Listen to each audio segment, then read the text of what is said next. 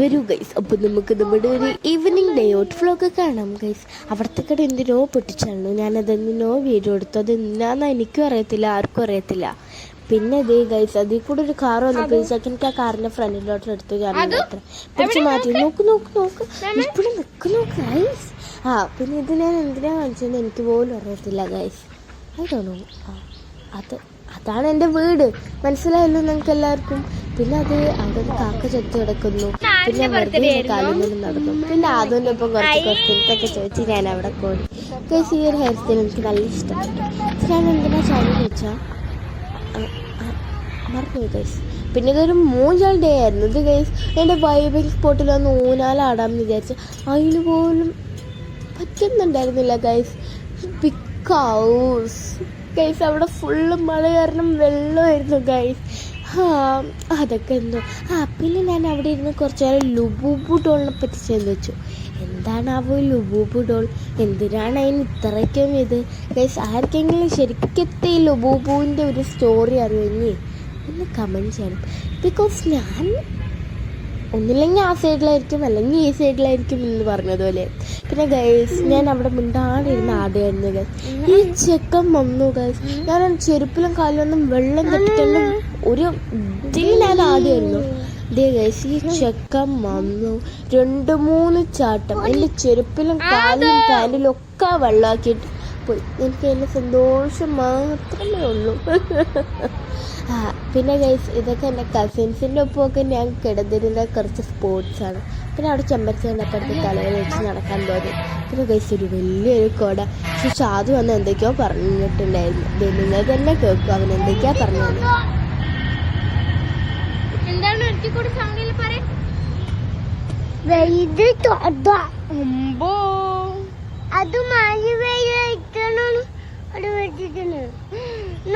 അവിടെ അതിത് ഇന്നായിട്ടാണ് പാട്ട് വരാ.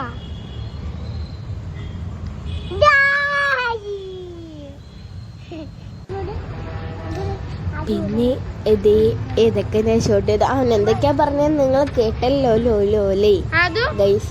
പിന്നെ അവനെ അവിടെ ഇങ്ങനെ ചാടുക കളിക്കുക തലകുത്തിമറിയ ചാടുക കളിക്കുക എന്നുള്ളൊരു ഫോം അവൻ കണ്ടിന്യൂ ചെയ്യുകയായിരുന്നു ഗൈസ്. പിന്നെ ഇത് കണ്ടു, എൻ്റെ ചെരുപ്പിന് നേരാത്ത സെർമണിയാണ് നിങ്ങളിപ്പോൾ കാണുന്ന സെർമണി ഗൈസ്. ഇരിപ്പ് നോക്കി ചെക്കൻ എൻ്റെ കാലിലൊക്കെ വെള്ളമാക്കി അടിച്ചിട്ടിരിക്കണം. നോക്കട്ടെ, ഒരു കുത്തം കൊടുത്തിരുന്നോ എനിക്ക്. പിന്നെ ചെക്കൻ എന്നെ ഇതൊക്കെ പറഞ്ഞ സോപ്പിട്ടു ഗൈസ്. പിന്നെ ഇതേ ഗൈസ് ഇക്ക സൈക്കിളിൻ്റെ ടയർ എടുത്ത് പമ്പരമെന്ന് പറയുന്നു. ശരിക്കും പമ്പര ആ സൈക്കിളിൻ്റെ ടയറാണോ ഗൈസ്? എനിക്കിത് സൈക്കിളായിട്ട് തോന്നുന്നു. പിന്നെ അതേ അവിടുത്തെ മിക്സിൻ്റെ സൗണ്ട് കേട്ടു ചെക്കൻ കാത് വെച്ചിരിക്കുന്നു. ഞാനൊരു ചോക്ലേറ്റ് ഷേക്കായിരുന്നു ഓർഡർ ചെയ്ത്. മൂഞ്ചലായിരുന്നു, അതുകൊണ്ട് ഞാനത് കുടിച്ചില്ല. അതൊക്കെ ഒന്ന് കൊടുത്തു.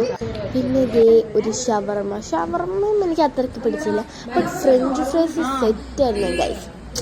അടിപൊളി വൈബ് ഫ്രഞ്ച് ഫ്രൈസ് ആയിരുന്നു. ബട്ട് ഷവർമ്മ എല്ലാവർക്കും ഇഷ്ടമാണ്.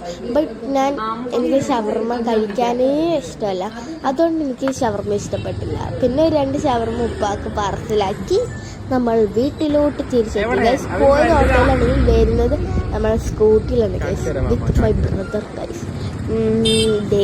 ഞങ്ങൾ വഴിയിൽ കൂടി സഞ്ചരിച്ചു കൊണ്ടിരിക്കുകയാണ് ഗൈസ്. പക്ഷെ എൻ്റെ നഖത്ത് വെള്ളമൊക്കെ പറ്റി ഗൈസ്. പിന്നെ നൈറ്റ് വന്ന ഒരു മൂവി ഡേ ആയതുകൊണ്ട് ഞാനൊരു ഷവർമ്മ എടുത്തിരുന്നു